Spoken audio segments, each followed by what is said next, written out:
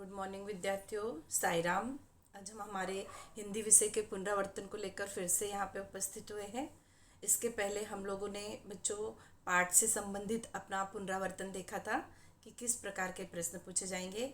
आज के इस पुनरावर्तन में हम हमारे ग्रामर को देखेंगे, व्याकरण विभाग को, और हमारे एक पाठ को जो पूरक पठन के रूप में है कबीरदास जी। इसमें किस प्रकार के प्रश्न पूछे जा सकते हैं वो हम देखेंगे और हमारा थोड़ा सा रिवीजन हो जाएगा कि हमने क्या पढ़ा था।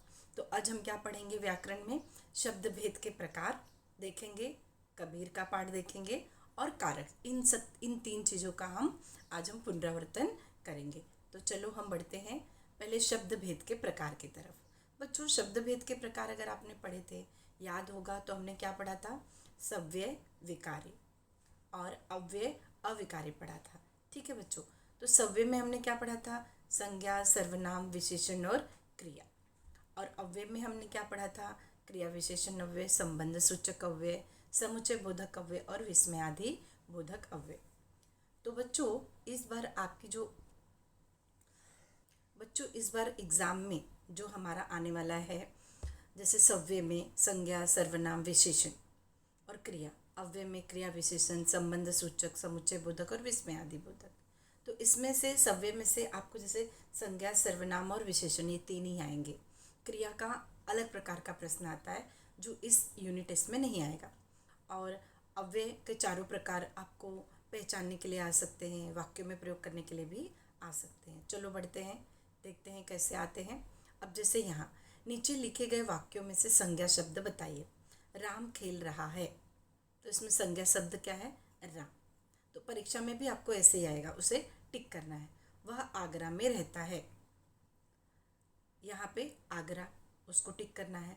बुढ़ापा किसी को अच्छा नहीं लगता, बुढ़ापा।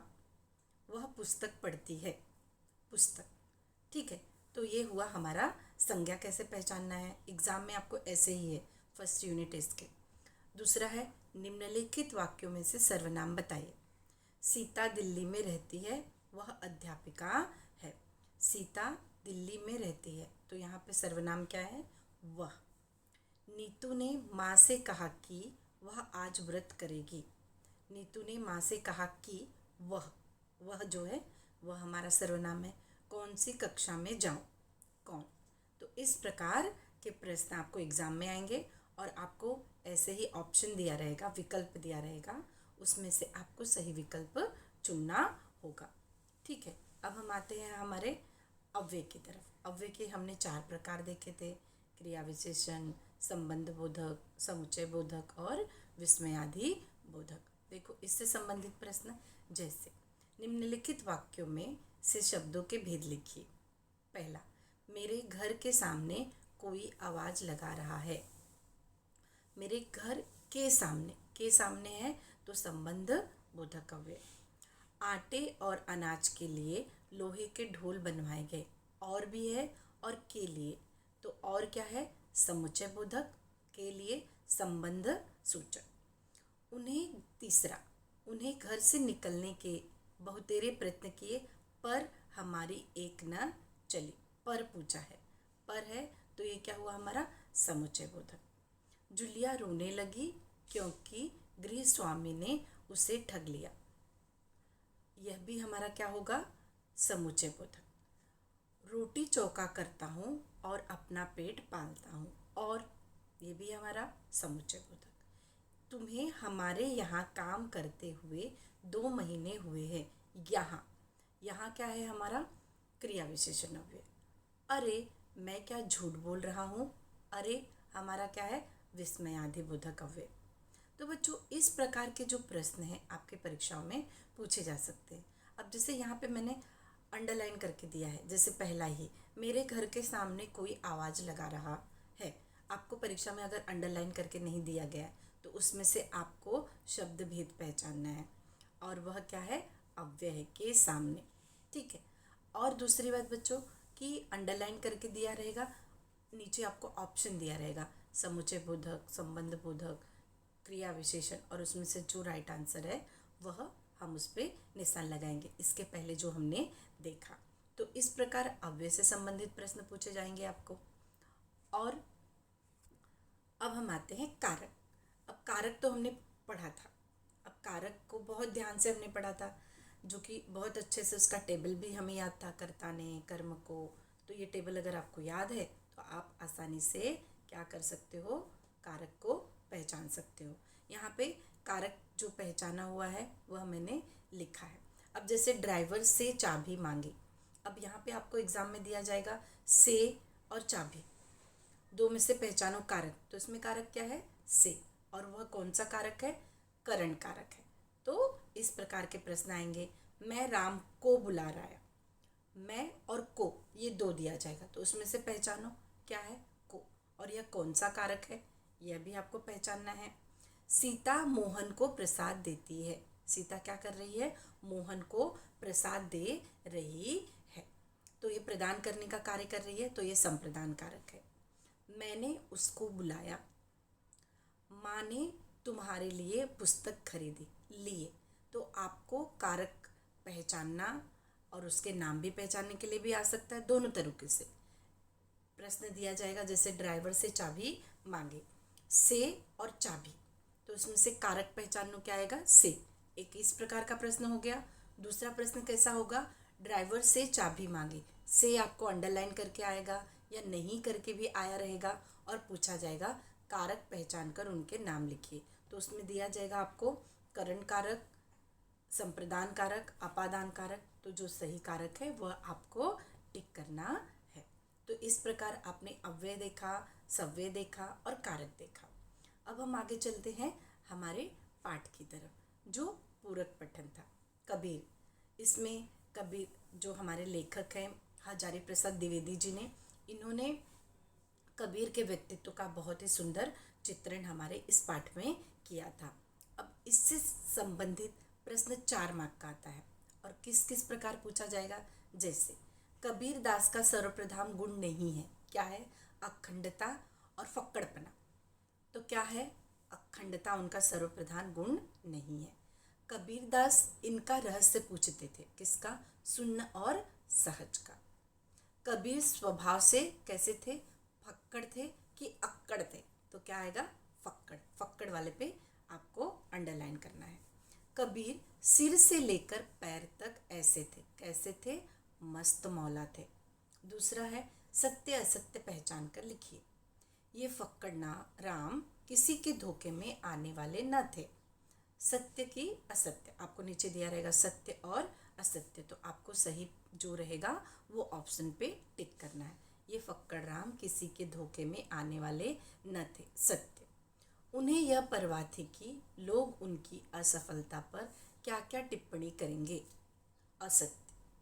ठीक है, जो वस्तु केवल शारीरिक व्यायाम और मानसिक शाम दमादि का साध्य है वह चरम सत्य नहीं हो सकती, क्या आएगा, सत्य।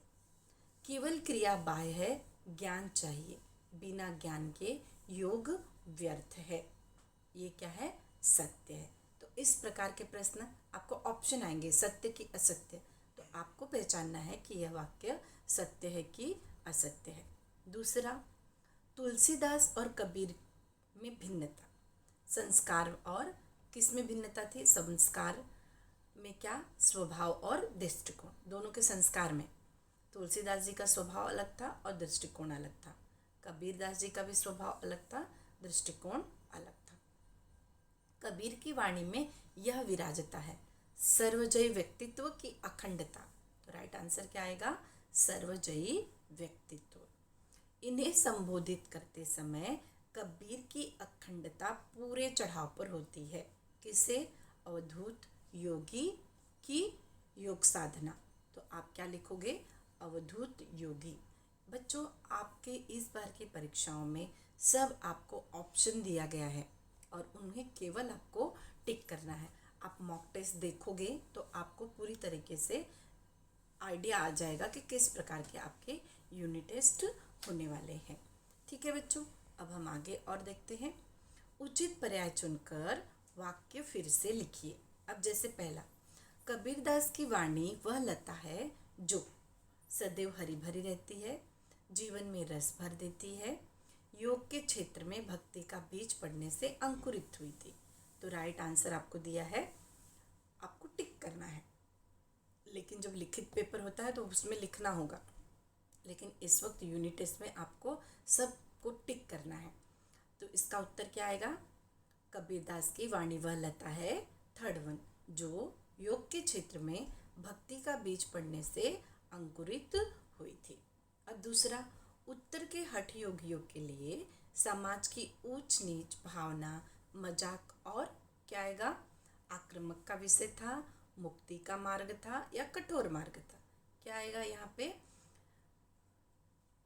उत्तर के हठ योगियों के लिए समाज की ऊंच नीच भावना, मजाक और आक्रामक का विषय था। क्या था? फर्स्ट वन, आक्रमण का विषय था। तो ये ऑप्शन आपके पास है और उस ऑप्शन के माध्यम से बच्चों आप आसानी से प्रश्नों के उत्तर लिख सकते हो, पहचान सकते हो।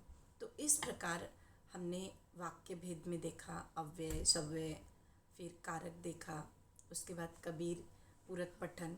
उम्मीद है बच्चों आप लोग अपनी पढ़ाई कर रहे होंगे, आप लोग को समझ में आ रहा होगा कि हमें किस ढंग से पढ़ना है। तो आपकी जो परीक्षाएं हैं उससे जो आपको अंदर डर है वह रिवीजन की वजह से वह दूर हो जा रहा होगा कि किस प्रकार हम रिवीजन करेंगे और कैसे कैसे प्रश्न पूछे जा सकते हैं। अब अगला प्रश्न है, मस्त मौला के लक्षण क्या आएंगे? वर्तमान कर्मों को सर्वस्व नहीं समझता, भविष्य में सब कुछ झाड़ फटकार कर निकल जाता है, और जो पुराने कृत्यों का हिसाब नहीं रखता, और चौथा, दुनिया के माप जोक से अपनी सफलता का हिसाब नहीं करता। तो इसमें दो ऑप्शन राइट होंगे, दो रॉन्ग होंगे, तो आपको राइट वाला आंसर टिक करना होगा। ठीक है बच्चों, तो इस प्रकार के प्रश्न और चौखट पूर्ण करो। इन दोनों की व्यक्तित्व में बड़ा अंतर था, किसके? उत्तर के हठ योगियों में और दक्षिण के भक्तों में। उन दिनों इनमें मौलिक अंतर था, किसमें? कबीरदास जी और तुलसीदास जी में। ठीक है। थर्ड, इनकी वाणी का अनुकरण नहीं हो सकता। कबीरदास, आपको ऑप्शन के लिए आएगा कबीरदास और तुलसीदास, तो क्या लिखोगे? कबीर। कबीरदास की वाणी योग के क्षेत्र में इस बीज के पड़ने पर अंकुरित हुई थी। किसका बीज पड़ने पर? भक्ति का बीज पड़ने पर अंकुरित हुई थी। ठीक है। और इस प्रकार बच्चों आज हमने जो हमारा देखा रिवीजन, उसके अनुसार उम्मीद है आपको समझ में आया होगा किस प्रकार हम पढ़ाई करेंगे। बच्चों आपकी परीक्षाओं के लिए बहुत बहुत शुभकामनाएं। All the best. चलो हम परीक्षाओं के बाद मिलेंगे, तब तक के लिए धन्यवाद।